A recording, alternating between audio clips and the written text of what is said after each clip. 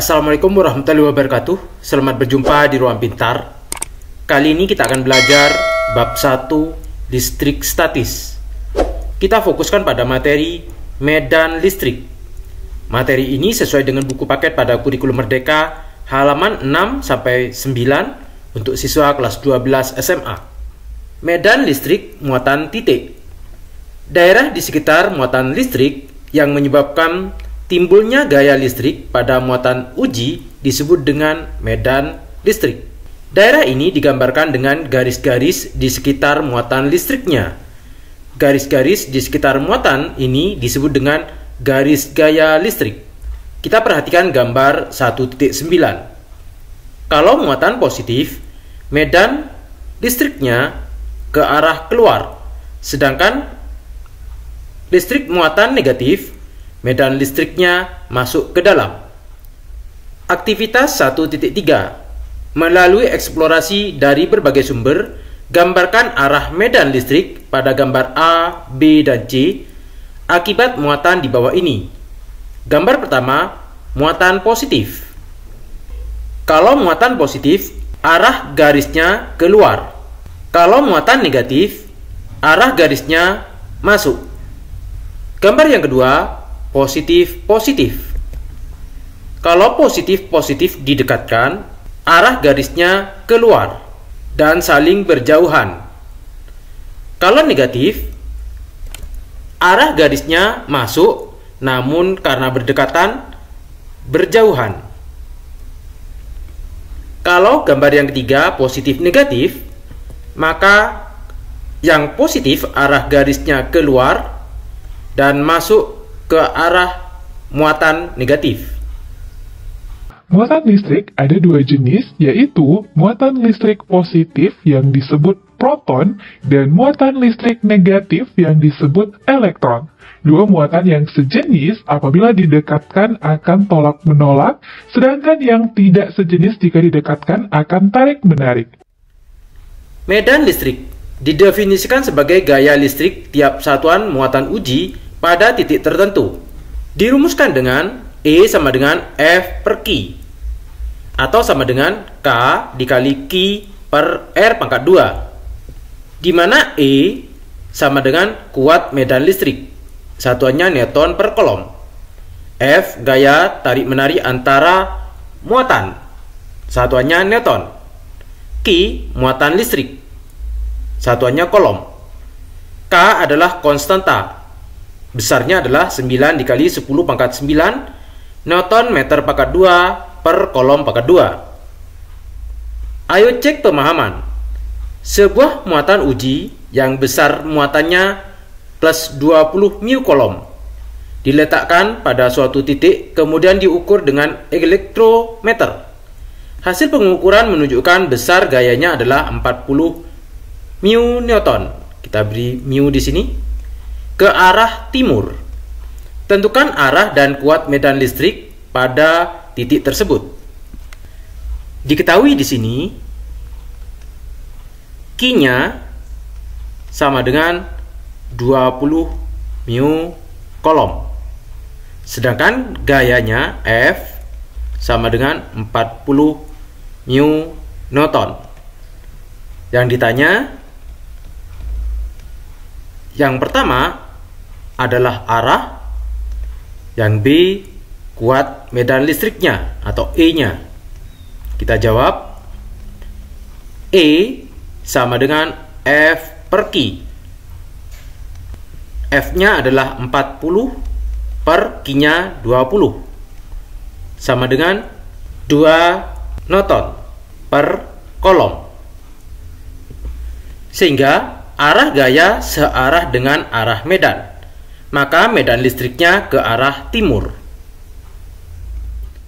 Nomor 2, perhatikan gambar dua muatan listrik di bawah ini. Jika muatan Q1 4 kali, muatan Q2, tentukan letak titik yang kuat medan listriknya adalah 0. Berdasarkan hukum, semakin besar muatan, medan listrik semakin kuat. Semakin jauh dari muatan medan listrik semakin lemah. Maka pada gambar, kemungkinan medan listrik 0 kita misalkan dengan titik P. Di sini kita bagi 5, jaraknya misalkan adalah A. Ini adalah titik P-nya. Yang jaraknya X terhadap muatan Q1. Misalkan ini adalah jaraknya adalah X, sehingga Q2 ke P jaraknya adalah A dikurangi X. Diketahui di sini Q1 sama dengan 4Q2. Jaraknya R1 misalkan X. R2 adalah A dikurangi X.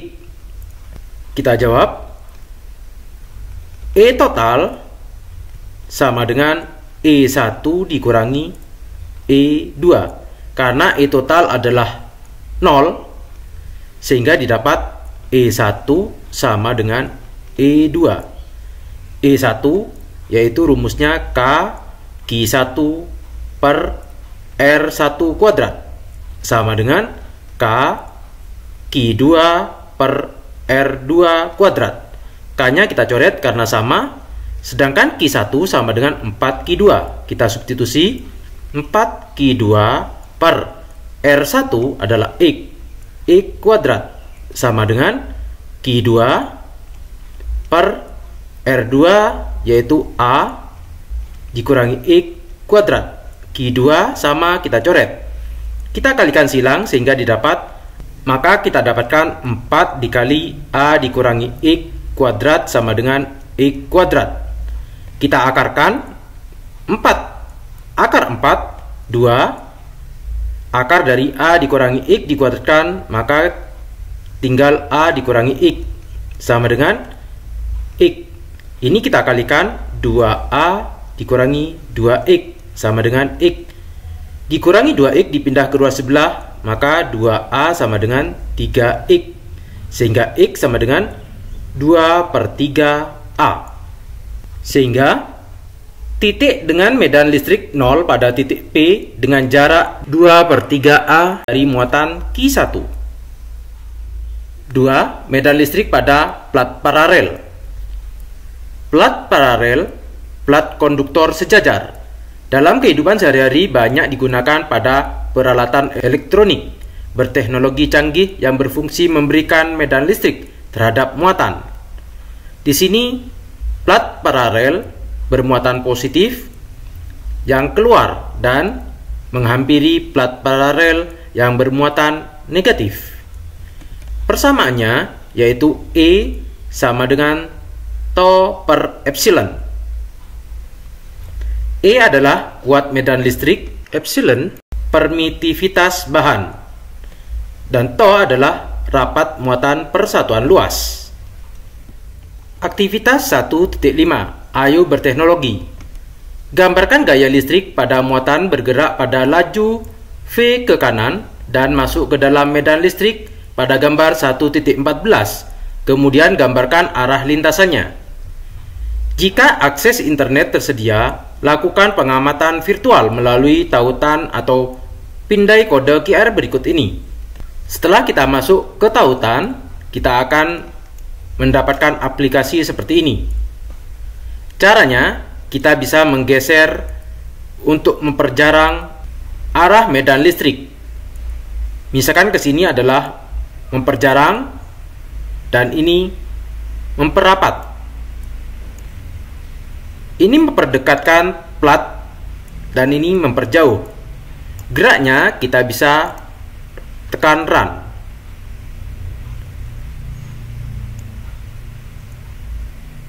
Semakin jarang kita tekan run, maka jaraknya bertambah jauh. Ayo bernalar kritis. Pada teknologi printer inkjet, tinta didorong keluar dengan nozzle berupa tetesan dengan diameter yang sangat kecil, 9 dikali 10 pangkat negatif 6. Sekitar 150.000 tetesan meningkatkan nozzle setiap detik dan bergerak dengan kecepatan kira-kira 18 meter per sekon menuju kertas. Pada printer inkjet jenis kontinu, saat kertas akan diberi tinta sesuai huruf pada gambar dari komputer, ada dua jenis sistem. defleksi seperti terlihat pada gambar 1.5. Cermati kedua gambar 1.15, kemudian jelaskan perbedaan cara kerja sistem defleksi tetesan berdasarkan prinsip listrik statis, serta analisis sistem mana yang paling baik. Berikut ini gambar sistem defleksi jenis pertama. Pada jenis pertama ini, tetesan tinta yang jatuh ke kertas membentuk gambar atau huruf sesuai perintah komputer merupakan tetesan tinta yang bergerak lurus atau tidak mengalami defleksi. Artinya, tetesan tinta ini tidak bermuatan, sedangkan tetesan tinta lain diberi muatan dan mengalami pembelokan menuju saluran kembali. Berikut ini gambar sistem defleksi jenis kedua. Pada jenis kedua ini, tetesan tinta yang jatuh ke kertas membentuk gambar atau huruf sesuai perintah komputer merupakan tetesan tinta yang mengalami defleksi atau pembelokan. Dapat dilihat, jarak pembelokan tinta menuju kertas bervariasi. Hal ini terjadi karena setiap tetesan tinta mengalami gaya yang berbeda ketika melewati pelat defleksi. Perbedaan ini dimungkinkan jika tetesan tinta mendapatkan jumlah muatan yang berbeda atau medan listrik yang berbeda. Dengan sistem kedua ini, penempatan tetesan tinta menjadi lebih efektif. Demikian materi medan listrik. Terima kasih. Assalamualaikum warahmatullahi wabarakatuh.